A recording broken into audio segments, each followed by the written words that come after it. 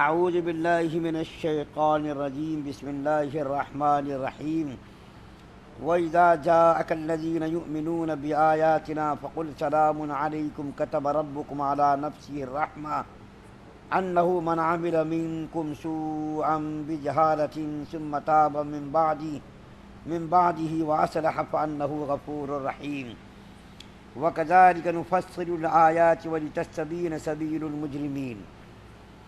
اور یہ لوگ جب آپ کے پاس آویں جو کہ ہماری آیتوں پر ایمان رکھتے ہیں تو یوں کہہ دیجئے کہ تم پر سلامتی ہے، تمہارے رب نے مہربانی فرمانا اپنے ذمے مقرر کر لیا ہے کہ جو شخص تم میں سے کوئی برا کام کر بیٹھے جہالت سے، پھر وہ اس کے بعد توبہ کر لے اور اصلاح رکھے تو اللہ تعالیٰ کی یہ شان ہے کہ بڑے مغفرت والے، بڑی رحمت والے ہیں۔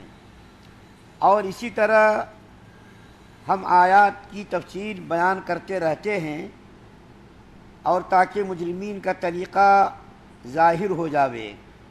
آپ کے سامنے سورہ انعام کی آیت نمبر 54 اور 55 دو آیات پڑھی گئی ہیں۔ پہلی آیت کریمہ کے سمجھنے کے لیے پیچھے کا واقعہ جو میں نے بیان کیا تھا پرسوں کہ کفار قریش نے نبی کریم صلی اللہ علیہ وسلم کے سامنے اپنے چچا ابو طالب کے ذریعے سے یہ پیشکش کی تھی اور یہ تجویز رکھی تھی کہ جب ہم لوگ آیا کریں تو آپ غریب صحابہ کرام کو اپنی مجلس سے اٹھا دیا کریں۔ بعض مفسرین نے یہ واقعہ اس آیت کریمہ کے ضمن میں بیان کیا ہے۔ دو معنی بیان کیے، ایک تو یہ جو میں ابھی ذکر کر رہا ہوں، یہی واقعہ اس آیت کریمہ کا مصداق ہے، یعنی 54 نمبر کی آیت کہ نبی کریم صلی اللہ علیہ وسلم کی خدمت میں ابو طالب کے ذریعے سے کفار قریش نے یہ تجویز اور یہ پیشکش رکھی کہ جب ہم لوگ آپ کی خدمت میں حاضر ہوا کریں تو آپ غریب صحابہ کرام کو اپنی مجلس سے اٹھا دیا کیجئے۔ تو حضرت عمر فاروق رضی اللہ تعالیٰ عنہ نے اس رائے کی تائید کی تھی کہ محمد صلی اللہ علیہ وسلم اپنے لوگ تو ہیں ہی ہیں اپنے، آپ ان کو ایک موقع دے دیجئے کہ جب یہ لوگ آیا کریں تو غریب صحابہ کرام کو مجلس سے اٹھا دیا کیجئے، اپنے لوگ تو ایمان والے ہیں ہی ہیں، اور اگر یہ لوگ آ گئے تو شاید اس کے دل میں ایمان بیٹھ جائے اور وہ لوگ ایمان قبول کر لیں اور اس کو کوئی بہانہ نہ ملے کہ بھئی ہم اس لیے ایمان نہیں قبول کر رہے ہیں کہ غریب صحابہ تمہارے بعد بیٹھے ہوئے ہیں، تو اس کو کوئی موقع نہ ملے، بہانہ نہ ملے۔ تو آپ ایسا کر کے دیکھ لیجئے، شاید یہ لوگ ایمان قبول کریں۔ لیکن اللہ تعالیٰ نے قرآن کی آیت اتار کر کے اللہ کے رسول صلی اللہ علیہ وسلم کو اس بات سے منع کیا کہ آپ ایسا نہ کریں، یعنی غریب صحابہ کرام کو اپنی مجلس سے ہرگز آپ نہ اٹھائیں بلکہ آپ ان کو بیٹھائے رکھیں۔ اور یہ جو کفار قریش نے تجویز اور پیشکش رکھی ہے، اس کی تجویز اور پیشکش کو آپ نظر انداز کر دیجئے۔ جب یہ آیت کریمہ نازل ہوئی تو حضرت عمر فاروق رضی اللہ تعالیٰ عنہ کو شرمندگی اور ندامت کا احساس ہوا اور نبی کریم صلی اللہ علیہ وسلم سے انہوں نے معذرت کیا، رسول اللہ میں نے ایسی تجویز کی، تائید کی جو اللہ کو ناپسند تھی، تو انہوں نے معذرت کی۔ تو یہ واقعہ بعض لوگوں نے، بعض مفسرین نے اس آیت کریمہ کا مصداق بیان کیا ہے۔ اب میں اس آیت کریمہ کا خلاصہ بیان کرتا ہوں۔ اس آیت کریمہ کے اندر دیکھیے کچھ الفاظ ہیں جس کی میں صراحت کرتا ہوں۔ پہلی بات تو اس آیت کریمہ کے اندر ایک تو یہ بیان کی گئی کہ جب یہ صحابہ کرام یعنی غریب صحابہ کرام آپ کے پاس آئے جو ایمان والے ہیں اور جو ہماری آیتوں پر ایمان رکھتے، تو بآیاتنا کا معنی یا مفسرین نے دو معنی بیان کیے۔ ایک تو یہ کہ آیات سے مراد قرآنی آیات ہے، یعنی جو قرآن کی آیات ہے یہ آیات مراد ہے، اور دوسرا معنی یہ بیان کیا ہے کہ اس سے مراد اللہ تعالیٰ کی قدرت کی نشانیاں ہیں۔ آیت کے معنی نشانی کے بھی آتے، ایک تو قرآن کی آیت مراد ہے اور بعض مفسرین کہتے ہیں کہ اللہ تعالیٰ کی قدرت کی نشانیاں، یہ ساری کائنات یہ اللہ کی نشانیاں ہیں۔ چاند اللہ کی نشانی ہے، سورج اللہ کی نشانی ہے، اتنے بڑے بڑے 7 آسمان اللہ کی نشانیاں ہیں، اسی طریقے زمین، پہاڑ، سورج، درخت، یہ ساری چیزیں کیا ہیں؟ اللہ تعالیٰ کی قدرت کی نشانیاں ہیں۔ تو جو لوگ ایمان والے ہیں وہ ہماری آیات اور ہماری نشانیوں کی، جو ہماری نشانیوں پر ایمان رکھتے ہیں، اگر وہ آپ کی خدمت میں آئیں تو آپ ان کو سلام پیش کیا کیجئے۔ دیکھیے اللہ تعالیٰ نے ان غریب صحابہ کرام کا کیسا اعزاز اور اکرام کیا۔ سلام علیکم کے دو معنی بیان کیے ہیں۔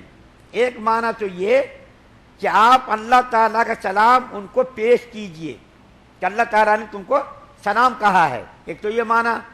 دوسرا معنی یہ بیان کیا ہے سلام علیکم کا کہ جب وہ آپ کے پاس آئے تو آپ ان کو خوشخبری سنائیے۔ کیا خوشخبری سنائیے؟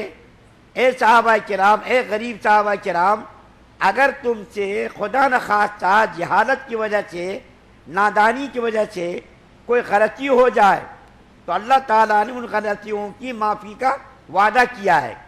ان کا کیسا اعزاز اور کیسا اکرام ہے دیکھیے۔ کفار قریش کی نظر میں ان کی کوئی عزت نہیں تھی، وہ لوگ تو ان کو گھٹیا سمجھتے تھے، گرے پڑے لوگ سمجھتے تھے اور ان کو معاشرے کا حصہ ہی نہیں سمجھتے تھے۔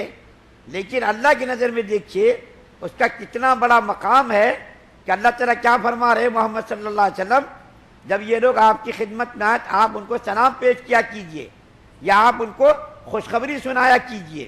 اور اس کے بعد پھر دیکھیے ایک جملہ ہے کتب ربکم علی نفسہ الرحمہ، کتب ربکم علی نفسہ الرحمہ۔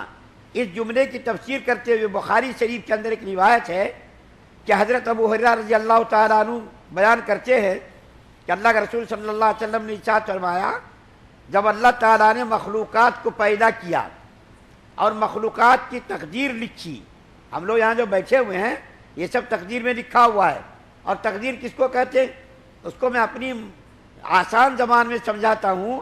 آج کل میموری نکلی ہے، میموری جو سیل فون میں رکھتے، اس کے اندر بہت ساری چیزیں، قرآن کی تلاوت ہے، نعت ہے، اسی طریقے سے اور بہت ساری اچھی اچھی چیزیں بھی رکھتے لوگ، اور بہت سارے لوگ بری چیزیں بھی رکھتے ہیں۔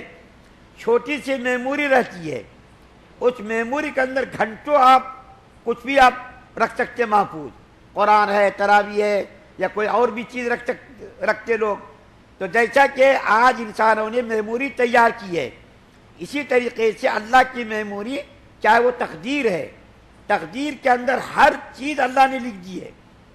ہم یہاں بیٹھے ہوئے ہیں، آپ بیٹھے ہوئے ہیں، ہم بات کر رہے ہیں، آپ سن رہے ہیں، ہزاری مسجد کے اندر، جگتیال کے اندر، کریم نگر، تلنگانہ، ہندوستان، دنیا کے اندر، یہ ساری چیزیں یہ تقدیر کے اندر لکھی ہوئی ہیں۔ تو اللہ تعالیٰ نے تقدیر لکھی اور عرش کے ستون پر اللہ تعالیٰ نے یہ عبارت لکھی، کیا کہ میری رحمت میرے غضب پر کیا ہے؟ غالب ہے۔ میری رحمت میرے غضب پر کیا ہے؟ بھاری غالب ہے۔ اگر خدا کی رحمت نہ ہوتی، خدا کی رحمت غالب نہ ہوتی تو ساری دنیا فنا ہو جاتی۔ اللہ کا غضب اگر غالب ہوتا تو ساری دنیا فنا ہو جاتی، دنیا کی کوئی چیز اپنی اصلی حالت پر نہ رہتی۔ لیکن اللہ تعالیٰ نے کائنات کو بنایا اور تقدیر لکھی اور عبارت لکھی کہ میری رحمت میرے غضب پر غالب ہے۔ ایک تو یہ، اور دوسری بات اس جملے کی تشریح کے لیے حضرت سلمان فارسی رضی اللہ تعالیٰ عنہ بیان کرتے ہیں کہ میں نے تورات میں یہ بات لکھی ہوئی پڑھی، تورات میں یہ بات لکھی ہوئی ہے کہ اللہ تعالیٰ نے ساری کائنات کو پیدا کیا اور اللہ کی 100 رحمتیں ہیں، ان 100 رحمتوں میں سے ایک رحمت کو اللہ نے ساری کائنات کے اندر تقسیم کیا ہے۔ ایک رحمت کو، 99 رحمت کو اپنے پاس اللہ نے رکھا ہوا ہے، ایک رحمت کو ساری کائنات کے اندر تقسیم کیا ہے۔ اس ایک رحمت کی وجہ سے ساری کائنات کی مخلوقات ایک دوسرے کے ساتھ مہربانی کرتی ہے۔ دیکھیے ماں بیٹے کے ساتھ مہربانی کرتی ہے، اسی رحمت کا کیا ہے؟ اثر ہے۔ بیٹا ماں کے ساتھ محبت کرتا ہے، اسی مہربانی اور اسی رحمت کا اثر ہے۔ بھائی بھائی کے ساتھ محبت کا معاملہ کرتا ہے، اسی ایک رحمت کا کیا خاصہ ہے۔ بہن کے ساتھ، بہن ماں، بیٹی ماں کے ساتھ، ماں بیٹی کے ساتھ، سارے لوگ، سارے انسان ایک دوسرے کے ساتھ مہربانی کرتے، محبت کا معاملہ کرتے۔ خدا نخواستہ اگر سڑک پر کوئی آدمی کا ایکسیڈنٹ ہو جائے، کوئی آدمی گر جائے تو لوگ بھاگ بھاگ کر کے آتے، اس کو اٹھاتے، اگر کوئی زیادہ تکلیف ہے اس کو پانی پلاتے، ہاسپٹل لے کر کے جاتے، اس سے لوگ ملاقات کرنے کے لیے جاتے، اس کو دیکھتے، اس کی پریشانی کا حال معلوم کرتے۔ اسی طریقے سے ماں جب بچہ سوتا ہے تو ماں رات کو ٹوٹ کر کے دیکھتی ہے بچے کو اور اس کو دودھ پلاتی ہے، اس کی پریشانی کو اپنی پریشانی سمجھتی ہے۔ اسی خدا کی ایک رحمت کا یہ خاصہ ہے۔ شیر، درندے، چیتے، بھیڑیے، کتے، بلیاں، سانپ، بچھو، یہ ساری مخلوقات اسی ایک رحمت کی تقسیم کی وجہ سے اپنے ساتھ مہربانی کا معاملہ کرتے ہیں۔ وہ سارے جانور اور سارے جانور جو ہے اپنے بچوں کے ساتھ، اپنے جو ہے اپنی برادری کے ساتھ محبت کا معاملہ کرتے۔ ایک رحمت کا خاصہ، ایک رحمت کی تاثیر ہے، اور اللہ تعالیٰ نے 99 رحمت ہے اپنے پاس رکھی ہوئی ہیں۔ اس کا ظہور کب ہوگا؟ قیامت کے دن اس کا ظہور ہوگا۔ کس کے ساتھ؟ ایمان والوں کے لیے، کافروں کے لیے نہیں، مشرکوں کے لیے نہیں، یہود و نصارہ کے لیے نہیں، مجوسیوں کے لیے نہیں، بلکہ صرف ایمان والوں کے لیے۔ ایمان والوں کے ساتھ اللہ تعالیٰ 99 رحمتوں کا ظہور فرمائیں گے، اور معمولی معمولی باتوں پر اللہ تعالیٰ مومنوں کی بخشش کریں گے، معمولی بہانے پر۔ ایک رحمت کا یہ اثر ہے، جب 99 رحمتوں میں جب ظہور ہوگا، 99 رحمتیں جب اللہ تعالیٰ ظاہر فرمائیں گے، تو بتائیے بخشش کا کیسا سمندر بہے گا، بخشش کا کیسا ظہور ہوگا۔ ایمان والوں کے لیے ہوگا وہ 99 رحمتوں کا ایسا استعمال، کافروں کے لیے، مشرکوں کے لیے، یہود و نصارہ کے لیے، مجوسیوں کے لیے، کسی کے لیے بھی نہیں ہوگا۔ صرف مومن بندوں کے لیے ان 99 رحمتوں کا ظہور ہوگا۔ تو اس آیت کریمہ کا خلاصہ یہ بیان کیا گیا۔ اس کے بعد پھر فرمان اللہ تعالیٰ کہ اگر کسی غریب صحابی سے، اللہ بشارت سنا رہے ہیں ان غریب صحابہ کو، کہ اگر کسی نادانی کی وجہ سے، غفلت کی وجہ سے، جہالت کی وجہ سے ان سے کوئی غلطی ہو گئی، تو اللہ تعالیٰ ان کی غلطیوں کو معاف کر دیں گے۔ ان کی غلطیوں کو کیا کریں گے؟ معاف کر دیں گے۔